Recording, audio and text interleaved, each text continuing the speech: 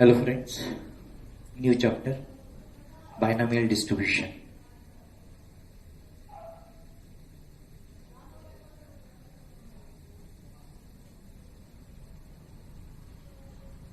Easy chapter है। यहाँ पर बाय मतलब हमें पता है, दैट इज 2। ये प्रोबेबिलिटी डिस्ट्रीब्यूशन का स्पेशल वर्जन है जहां पर सिर्फ दो ही कंडीशन आती है। एक आप उसे बोलेंगे success, failure, true, false, right, wrong, head, tell.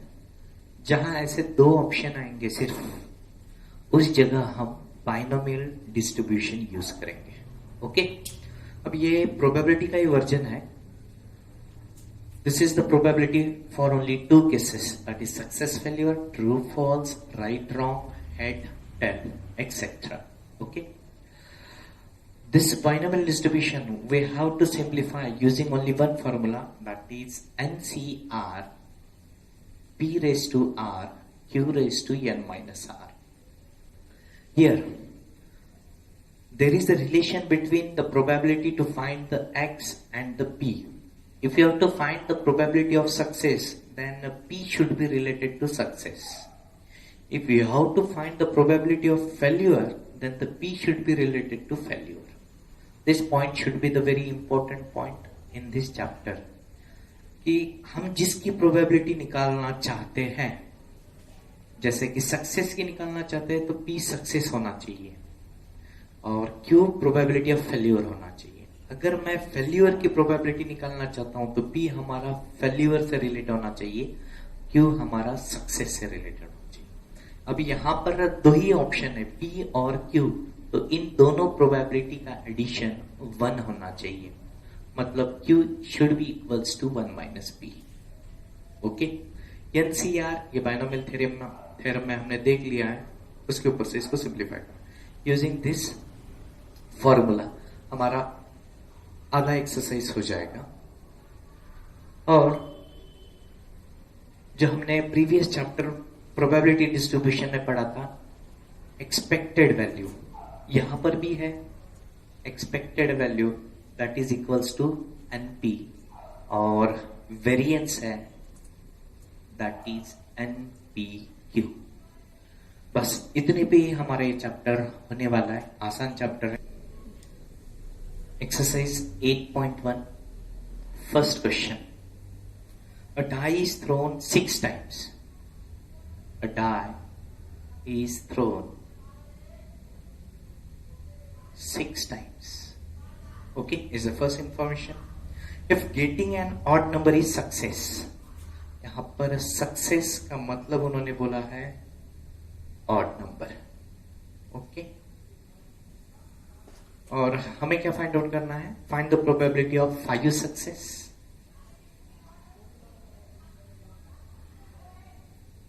उसके बाद at least 5 success और एटमोस्ट 5, ये हमको फाइंड आउट करना है। अब क्वेश्चन में क्या बोला है? अ डाई इज थ्रोन। अब हमको पता है एक डाई अगर हम थ्रो करेंगे तो हमें क्या मिलेगा? 1 2 3 4 5 6। अब हमको सक्सेस मतलब क्या बोला है? If you are considering as a P as success, तो ऑड नंबर हमारा सक्सेस होगा, तो ऑड नंबर 1 3 5 3 बार मिल रहा है, टोटल कितना? 6, 3/6 मतलब 1/2। P का वैल्यू 1/2 है, तो ऑब्वियसली Q का वैल्यू क्या होना चाहिए? अभी देखा हमने 1 minus P, that is 1 minus 1/2, that equals to 1/2।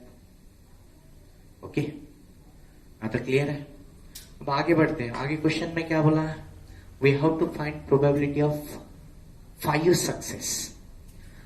P of X, ये जो फॉर्मूला है इसमें हमने देखा ये NCR P raised to R Q raised to N minus R, यन मतलब नंबर ऑफ टाइम्स, हमने डाई कितनी बार थ्रो किया है 6, तो यन का वैल्यू हो गया हमारा 6। सी आर क्या बोला है उन्होंने 5 success, so I am writing it is 5। P क्या है हमारा 1/2 रेज टू आर, ये दोनों सेम है, ये 5 है तो ये 5। क्यों कितना कैलकुलेट किया 1/2, ये कितना होगा n माइनस आर, n है 6, 6 माइनस 5 दैट इक्वल्स टू 1। हाँ तो क्लियर है। अब इसको सिंप्लीफाई करना है। बाइनोमियल डिस्ट्रीब्यूशन में हमको पता है 6C5, इसका वैल्यू कितना होता है 6 into 1/2 1 raise to 5 is 1, 2 raise to 5 is 32 into 1/2, 2 1s are 2 3s are, that answer is 3/32। First one का आंसर समझ में आ गया। सेकंड में हमको बोला है एटलीस्ट 5 सक्सेस, मुझे कम से कम 5 बार सक्सेस चाहिए। अगर उससे ज्यादा मिला कोई प्रॉब्लम नहीं, चलेगा। तो मुझे यहां पर फाइंड आउट करना पड़ेगा P of 5 plus P of 6, मतलब मैं P of 7 की तरफ नहीं जा रहा हूं। क्यों नहीं जा रहा हूं? क्योंकि मैं डाई 6 बार थ्रो कर रहा हूं, मतलब मुझे मैक्सिमम 6 टाइम सक्सेस मिल सकता है। तो मुझे कम से कम 5 बोला है, तर मला कमीत कमी 5 सक्सेस पाहिजे। तर 5 सक्सेस 6 सक्सेस 7ही भेटू शकलं असतं केव्हा, जेव्हा मी डाय 7 टाइम्स थ्रो केला असतं। इथे डाय आपण फक्त 6 टाइम्स थ्रो करतोय। That means we are getting P of 5 plus P of 6, इन दोनों को फाइंड आउट करना है। तो जस्ट प्रीवियस क्वेश्चन में मैंने P of 5 की वैल्यू फाइंड आउट कर ली थी, तो इसमें P of 6 फाइंड आउट कर लेते हैं। पहले फॉर्मूला अपना है NCR P raise to R Q raise to N minus R। मुझे फाइंड आउट करना है P of 6, तो मैं यहां लिख रहा हूं 6CR 1/2 रेज टू R का वैल्यू कितना है 6, 1/2 6 रेज टू R। Q का वैल्यू 1/2 है 6 माइनस 6, 6 का वैल्यू 1 होता है 1/2 रेज टू 6, 2 4 8 16 32 64, 1/2 रेज टू 0, इसका वैल्यू 1 होगा। आंसर क्या आ रहा है ये 1/64। ओके, तो P of 5 हमने फाइंड आउट किया था 3/32, इसका वैल्यू 1/64। तो सिंप्लीफाई करता है 6/64 plus 1/64 that equals to 7/64। Okay, समझ में आ रहा है। फर्स्ट क्वेश्चन का थर्ड बीट, उसमें क्या बोला है अब हमको at most 5 success. Okay, at most 5 success मतलब ज्यादा से ज्यादा मुझे 5 सक्सेस चाहिए। तो इसको सिंप्लीफाई कैसे करें? ज्यादा से ज्यादा 5 सक्सेस चाहिए, मतलब 5 से आगे सक्सेस चाहिएगा? नहीं चाहिए। 5 से नीचे चलेगा क्या? हाँ, नीचे चलेगा। मतलब 0 सक्सेस मिला चलेगा, 1 सक्सेस मिला चलेगा, 2 सक्सेस मिला चलेगा, 3 चलेगा, 4 ओके, 5 ओके, 6 नहीं चाहिए। मतलब मुझे इतना सक्सेस चाहिए। इन सब के प्रोबेबिलिटीज फाइंड आउट करके वैल्यूज निकाल लो। अब इतना बड़ा कैलकुलेशन, बाइनोमियल डिस्ट्रीब्यूशन है ओनली 2 और 3, 5 मार्क एट मोस्ट। तो इसको ऑप्शन क्या है? देखो, इसको और केस क्या आएगी? इसको मैं ऐसा लिख सकता हूं, और 1 माइनस P of 6। अब ये आप सोच रहे हैं ऐसा कैसे आया होगा? हमने प्रीवियस चैप्टर में पढ़ा था कि सभी पॉसिबल प्रोबेबिलिटीज का एडिशन कितना होता है 1। तो पॉसिबल प्रोबेबिलिटी 0 से स्टार्ट हो रही है, मुझे 6 तक मिलेगी। P of 0 to P of 6, इन सब का एडिशन कितना होना चाहिए 1। अगर मैं यहां पे लिख दूं P of 6 that should be equals to 1, लेकिन मुझे चाहिए इतने प्रोबेबिलिटीज का एडिशन, तो मैं इसको राइट में शिफ्ट कर दूंगा। तो ये क्या हो जाएगा 1 माइनस P of 6, मतलब इतनी प्रोबेबिलिटीज का एडिशन और 1 माइनस P of 6 का सिंप्लीफिकेशन सेम है, तो फिर मैं क्या करता हूं, इसको निकाल देता हूं। Are you getting this one? तो अब इसको मुझे सिंप्लीफाई करना है। फॉर्मूला मेरे पास है, P of X is equals to N C R P raise to R Q raise to N minus R. P of 6 find out करते हैं, शायद हमने अभी निकाला था। क्या निकाला था पता है? 6c6 1/2 raise to 6 1/2 raise to 6 minus 6। ये आंसर आ गया था हमारा 1/64। तो इसको मैं लिखता हूं 1 minus 1/64, that is 64 minus 1/64, that answer is 63/64। समझ में आ रहा है? At most, at least. Okay, easy है। एटमोस्ट एटलीस्ट का कंसेप्ट आपको शायद 10th में भी हुआ है, वहां एटमोस्ट 3 हेड, एटलीस्ट 2 हेड, ये भी ऐसे ही है। क्लियर हो रहा है? क्वेश्चन रीड कर रहा हूं। A pair of dice is throne 4 times. Pair of dice कितने टाइम्स थ्रो कर रहे हैं हम? 4 टाइम्स। मतलब n का वैल्यू कितना हो गया? 4। If getting doublet is considered as success, find the probability of 2 success. Question में बोला है find the probability of 2 success. We are getting doublet. अभी ये doublet का मीनिंग क्या होता है?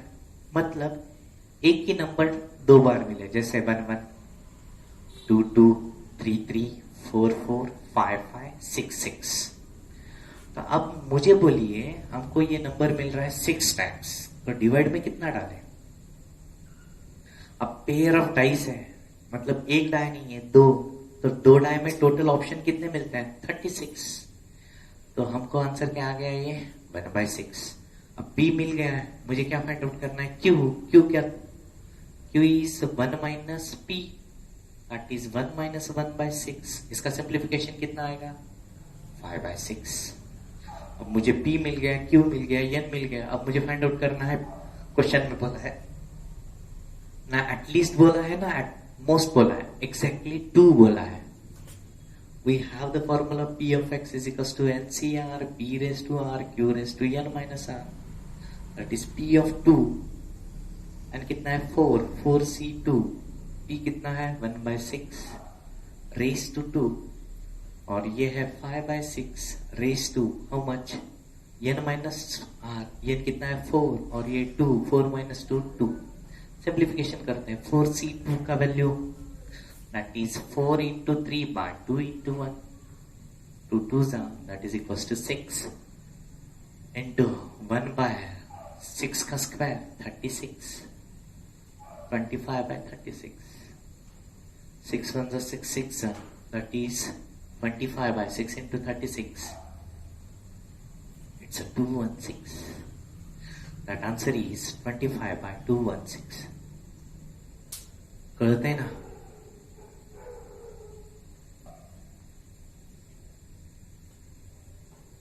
There are 5% defective items. 5% defective. Okay? अगर 5% डिफेक्टिव है तो अच्छे कितने हैं? टोटल कितना होता है? 100%। 100% में 5% डिफेक्टिव है, तो 95% क्या होना चाहिए? डिफेक्टिव का उल्टा ले लें, सेलेक्टिव बोल सकते हैं या गुड बोलो, चलेगा। What is the probability that sample of 10 items, कितने आइटम्स हैं? 10,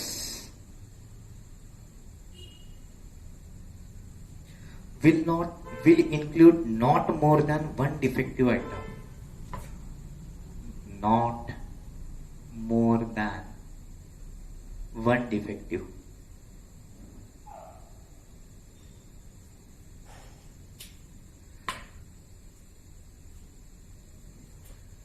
देखो, हम जब बोला है प्रोबेबिलिटी के समय हमारा P क्वेश्चन के ऊपर डिपेंड करता है। म्हणजे जे क्वेश्चन मध्ये जे सांगितलं त्या इन्फॉर्मेशन वरून मला P डिसाइड करावं लागतं। क्वेश्चन मध्ये सांगितलं डिफेक्टिव्ह, तर मला पी या डिफेक्टिव्ह वरून घ्यावं लागते. इथं समजा सिलेक्टिव्ह वरून सांगितलं असेल तर मी सिलेक्टिव्ह वरून घेतलं असतं. तर इथं माझं पी काय पडेल, तो माई पी विल बी 5%. 5% को हम 5/100 लिख सकते हैं. ओके, या हम इसको 1/20 भी लिख सकते हैं. सिंप्लीफिकेशन. क्यू मतलब क्या होगा, it's 1 minus P, that is 1 minus 1/20. इसको हम 19/20 लिख रहे हैं. ओके, यन मुझे पता चल गया है, दैट इज 10. अब क्वेश्चन में क्या बोला है, नॉट मोर देन 1 डिफेक्टिव. मुझे 1 डिफेक्टिव के ऊपर नहीं चाहिए, तो 1 डिफेक्टिव चाहिए और उससे 0 डिफेक्टिव रहा, हाँ चलेगा. नॉट मोर दॅन 1, एक पेक्षा जास्त नको, म्हणजे 1 डिफेक्टिव्ह किंवा 0 डिफेक्टिव्ह सगळ्यात चांगले असायला पाहिजे. तर इथं मी कॅल्क्युलेट करणार P of 0 and P of 1 चं ऍडिशन. फॉर्मूला मुझे पता है, NCR P raise to R Q raise to N minus R. N कितना है 10, NC0 P कितना है 1/20 रेज टू 0 और 19/20 raise to 10 minus 0 10 N minus R. ये N है, ये R है, 10 minus 0 10 plus P of 1 10C1 1/20 raise to 1 19/20 raise to 10 minus 1 9. Are you getting? 10C0 का वैल्यू होता है 1, 1/20 रेज टू 0 1, तो इसको मैं लिखता हूं 19/20 रेज टू 10. 10C1 का वैल्यू होता है 10, इसको मैं ऐसा लिख सकता हूं 19 रेज टू 9/20 रेज टू 10. समझ में आ रहा है? ये 20 रेज टू 9, ये 20 रेज टू 1, एडिशन हो गया. अब दोनों में कॉमन क्या निकलेगा, ये है 20 रेज टू 10, तो 20 रेज टू 10 एक कॉमन निकल गया, और न्यूमरेटर में से 19 रेज टू 9 बचा. क्या बोलो, 19 रेज टू 10 में से 19 रेज टू 9 निकल गया, तो 19 बचा, और यहां पर 10 बचा. ओके, मतलब कितना हो गया 29. That answer is 29 into 19 raise to 19 divided by 20 raise to 10. This is the required answer. यहाँ टोटल कैलकुलेशन का एक्सपेक्टेशन नहीं होता है. अब इतना ही आंसर लिख दोगे तो चलेगा, कोई प्रॉब्लम नहीं. डेसिमल में लाना ऐसा कोई जरूरी नहीं होता है यहाँ पर. समझते हैं?